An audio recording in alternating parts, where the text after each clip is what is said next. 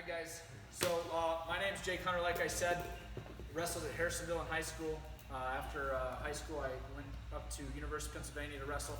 And I'm here today to talk about mindset. Alright, so what percentage of the sport would you guys say is mental?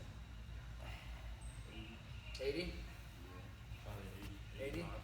75. 75? Alright, that's typically what we get, somewhere between like 70 and up to 95%.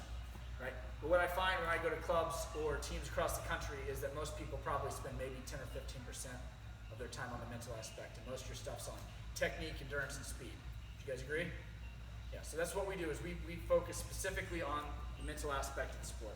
So I view the mind like I view muscles. If you guys want to get strong, can you do one set of bench? What do you got to do? Put the weight on. What's that? Put the weight on. Put the weight on, right? And can you just do it 1 week, or you got to do it week after week? Week after week, consistent training. Same thing with your technique. If you want to get good at a single leg, for you Greco guys, you want to get good at guts, you got to do it over and over. You got to get that repetition. And we do the same thing with the mind. So the mind is just another muscle. If I spend time working on it, it's going to get stronger, just like your technique or just like your muscles are going to get stronger from working on it. So we take the sport and we focus specifically on that aspect, right? So a lot of areas that we see people struggle. How many of you have ever felt like you wrestled better in practice than in matches? Have been anybody? How many people feel like you go out there and every so often, you know what move you want to hit, but you don't pull the trigger? Right? Maybe go to a tournament, you get nervous before a match, you don't wrestle well. Anybody been there? Right? Maybe the first match of the state tournament, you don't wrestle your best. Right? Anybody been there? First match of the tournament, you struggle a little bit? Right, so this is all stuff that we work on with athletes and teams across the country. So the key here is that there's a system that you can utilize to help improve all those different aspects. But one of the things that we don't do is we don't just talk about it, right? There's got to be behavioral changes, right? So what I want to focus first on is what I call fan mentality. Now, when I talk about fan mentality, I'm talking about getting caught up in the hype, getting caught up in social media, getting caught up in rankings. How many of you guys have looked at track wrestling in the last couple months? Right? So everybody, right? Do you guys think that helps you wrestle better, or do you think it makes you wrestle worse? Worse, right? You're looking at your opponents, you're seeing what they're supposed to be ranked, you're seeing what their results against other people are, and you're building up your opponents in your mind before you even go out there and wrestle. Right? So when you step on the mat, all of a sudden instead of this guy just being somebody that weighed in at my weight class that I'm going to wrestle, this is somebody from Pennsylvania or Iowa or Ohio, right? He went out and won this national tournament or placed over at Junior Nationals or placed at Fargo last year. When that's in your head, you're not going to go wrestle as well. And are you guys training to be average wrestlers, or are you training to be the best? The best, which means that you're going to wrestle people that are good competitors. They've placed at high in the state tournament. They've placed at Fargo. They've placed at other national tournaments. If you know you're going to be wrestling those guys, but yet you're looking them up, you're building up these tough opponents. They're already good wrestlers, and now you're giving them an extra mental edge on you, right? If you guys go wrestle in college, there's going to be a lot of news around the best wrestlers. If you want to beat them, you have to find a way for their name, their record, their ranking, what they did last year to not come into your mind. So the first thing I would do going into Fargo, get you guys prepared, is I would not get on flow wrestling, and I would not get on track wrestling. Because all you're doing is giving your opponents an edge. And why give them an extra edge? Right? Doesn't make much sense. Number two, how many of you guys have ever showed up at a tournament and got like those big eyes? Maybe it was the first time at a national tournament or a state tournament. Ever felt like that? You show up and all of a sudden you realize, man, there's 22 mats down, there's hundreds of people out there wrestling, people from all over the country. And you build up that competition in your mind. One thing I would do is every single day you should be visualizing. How many of you guys visualize on a daily basis? When I say visualize, what I'm thinking about is imagine yourself wrestling at certain tournaments or against, at certain levels, whether it's a state tournament, whether it's Fargo, right? The best athletes that are successful, they visualize themselves competing every single day, so that when they get into it, it's not new. They've done it 1,000 times. I won state twice in high school, but I won it 1,000 times before I ever stepped into that state tournament. Because every single day I was imagining myself wrestling in the quarters, wrestling in the semis, wrestling in the finals. And one of the things it does for you is when you get there, it doesn't feel new. It doesn't feel different. I mean, tell me, you guys get nervous to come to practice? No, you guys do it all the time. You practice wrestling. You understand how the practice is going to go. Probably going to get a warm-up, probably going to do some light drill, you're probably going to learn some technique, and at the end you're probably going to what? Wrestle live, right? It's a predictable situation you've been in over and over. And as humans, we don't get nervous for things we've done over and over successfully, right? That just becomes this routine that we do all the time. It's normalized. Competition should be the same thing. When you show up to the state tournament, you should have visualized winning that match hundreds of times. Sometimes when I visualize, I'll even give up a takedown or two, right?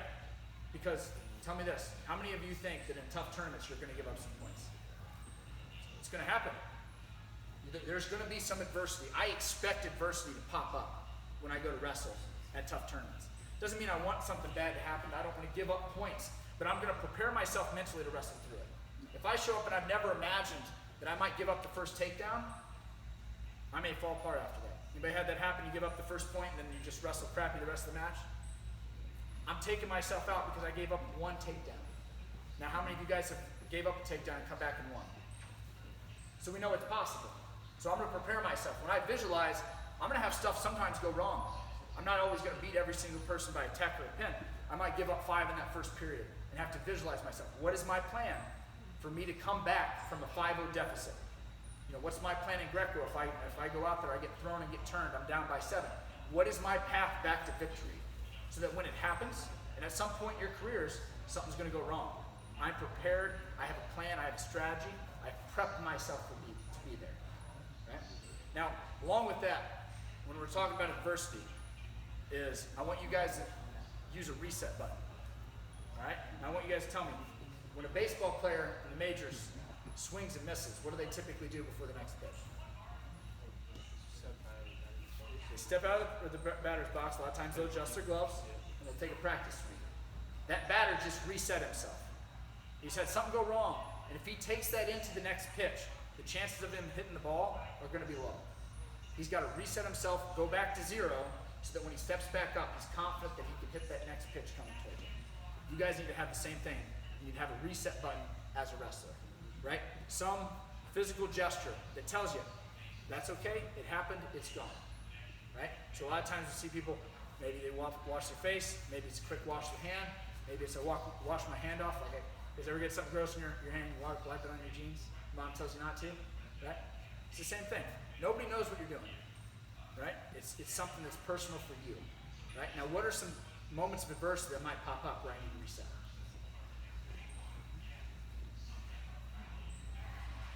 Here, I'll start you off with one. Who's ever had a ref make a bad call? Anybody let that affect them?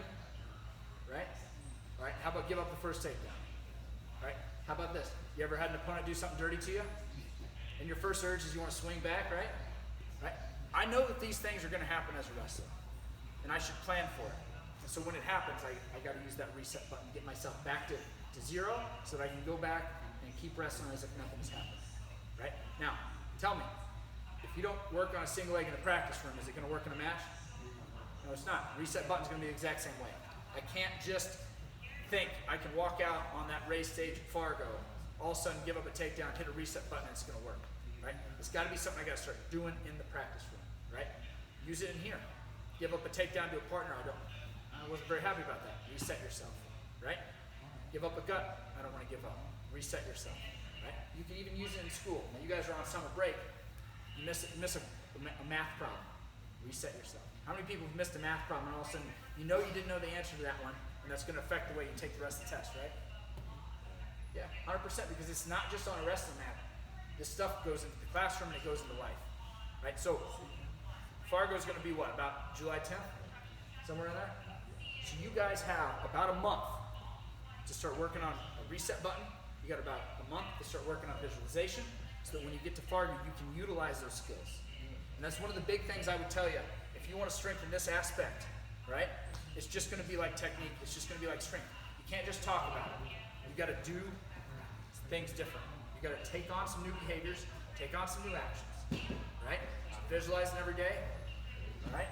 And then making sure to use that reset button. Now, I could talk on a host of topics for you guys. What are some topics that you guys think would be helpful for you? Could be motivation, could be confidence, mental toughness, not getting nervous. You guys got any other topics that you think would be helpful for you? Confidence, I guess, yeah. Confidence, all right? Confidence is good, right? You guys all know that feeling, right? You're feeling great, and then it's about 10 minutes before the match, and all of a sudden you see that guy you're going to wrestle. You know that there's 2 or 3 matches left, and all of a sudden you start getting that nervousness come up in you, maybe those butterflies. Right? First thing I want you to do, anytime that happens, is focus on your game plan. Right? That's always should be the first thing I focus on. What is the first move I'm going to hit? Right? Think about how many times you've hit that move. Right? So what's your best move in Greco? Drag. The drag. How many times do you think you've hit that?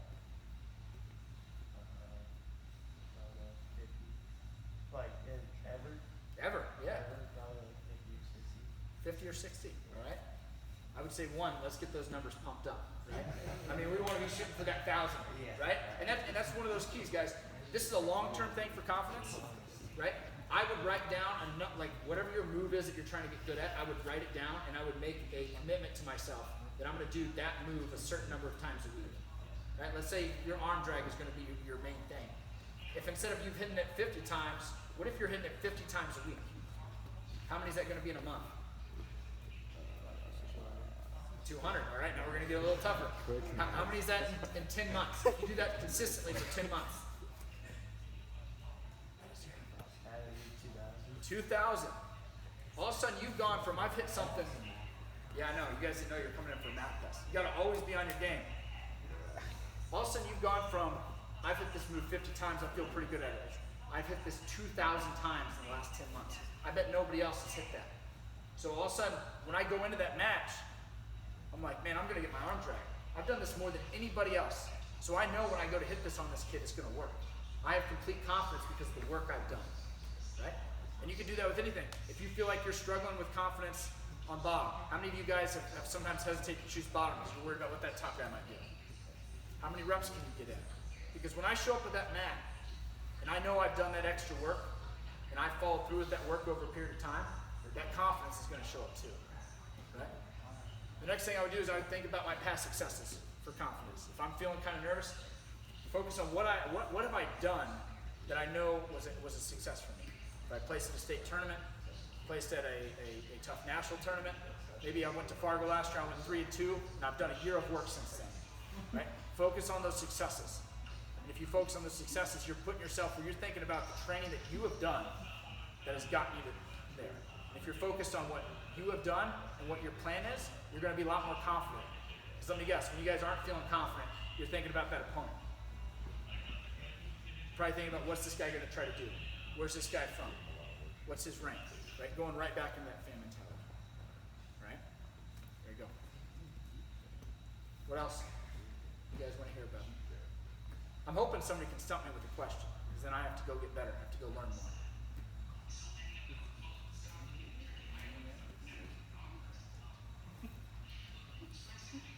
What are some things you can do, like actually strengthen your mind to where you don't break in a match? Like what are some things that you could actually do that would help with that? One thing I would do is use positive affirmations.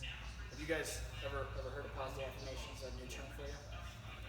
Basically, let me guess. When things start going wrong in a match, you start getting negative thoughts that pop in your head, right? Yeah. Well, the more science studies the brain and learns more about the brain, we find that the brain is plastic, which means it's changeable. Which means that optimists aren't just optimists. Pessimists aren't just pessimists. They have trained themselves to be in the habit of either thinking positively or thinking negatively. So the first thing I would do is I would go home and I would write down 10 positive things you can tell yourself. 10 things that you know you're good at. 10 things that you know that you've done successfully, right? And every single day, I would start in the morning and at night, I would say those 10 things to yourself, right? Because what you're doing is you're getting mental reps thinking positive thoughts, so that when things get difficult, that's what's gonna pop in your head.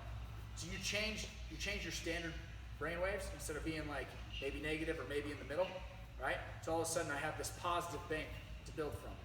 Now, I love watching the Winter Olympics. I love watching the figure skating. I think it's one of the coolest sports. I mean, people are actually dancing basically on razor blades with a partner and getting lifted up in the air or jumping up and doing jumps. Right? It takes a lot of bravery, a lot of confidence. I was watching one of the interviews for one of the couples for the U.S. that danced, and they talked about this exact topic.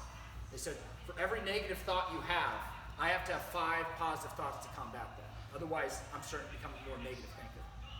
So if you think about that, if I have 5 negative thoughts in a day, all of a sudden I got to think or tell myself 25 positives, right? So I can help myself a lot by starting every morning and ending every day with 10, right? It's going to start going into the bank, right? Of those positive thoughts, so you're having positive things go on when things go wrong. And again, go back to the adversity stuff and the reset button. I've trained myself that when something bad happens, I know that there's a plan out of it. And that's where you can be proactive, right? So you guys each can probably think of when you started getting negative thoughts pop in your head, right? Go through those scenarios, write them down.